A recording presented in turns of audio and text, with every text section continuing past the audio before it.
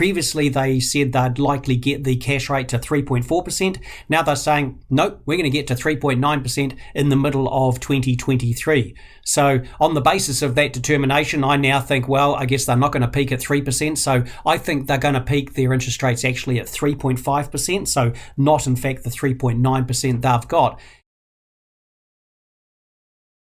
Well, hello again, everybody. The Reserve Bank this week, or Wednesday in fact, met market expectations by increasing their official cash rate 0.5%, so it now sits at 2%. That's pretty much what everybody was expecting, so no surprise there, but there was a bit of a surprise in the indications they have given for where they intend taking interest rates in the future. The Reserve Bank has quite clearly become concerned that the pace of growth in the New Zealand economy, even though it's going to slow down, is still going to be more than the economy can bear or handle without extra inflationary pressures. When we look at the low level for the unemployment rate, shortages of resources in many sectors. I mean, look at what we're learning about GBboard supply, for instance, possibly going to remain very constrained through to the middle of 2023. And so the Reserve Bank have signalled that they feel they need to slow down the economy more than they were previously thinking in order to free up resources to try and get the unemployment rate up, for instance. Therefore, whereas 3 months ago they were signalling that the likely peak in interest rates would come in the middle of 2024, now they're saying, nope, we're going to get interest rates to our peak in the middle of 2023. And, well, they've lifted that peak. Previously, they said they'd likely get the cash rate to 3.4%. Now they're saying, nope, we're going to get to 3.9% in the middle of 2023. So on the basis of that determination, I now think, well, I guess they're not going to peak at 3%. So I think they're going to peak their interest rates actually at 3.5%. So not, in fact, the 3.9% they've got.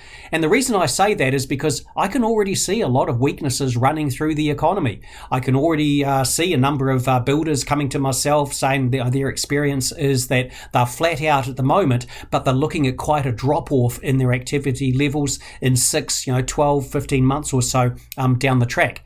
And I can see from my monthly spending plan survey that you and I as consumers, we have definitely reined in our spending plans as we look at things like falling share prices, falling house prices, the rising interest rates, diverting some of our money to be spent overseas, and of course the high jump in our cost of living over the past year as well. So I don't see interest rates going as high as the Reserve Bank, but there are further increases to come. And so for the likes of maybe the 2 to 5 year fixed mortgage rates, previously I was saying maybe there's another 0.5%. Let's say there's a 0.5 to 1% increase in those interest rates to come along. And for the 1 year fixed mortgage rate, I was previously saying maybe there's another 1% rise to come along. Maybe in fact it's about 1.5% increase to come along.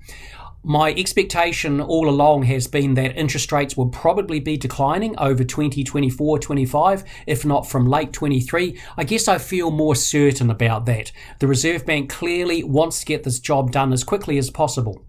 Does that mean extra downward pressure on the housing market in the near future? I think it probably does. The Reserve Bank is looking to send out a fairly scary message there about their intention to restrain growth in the economy.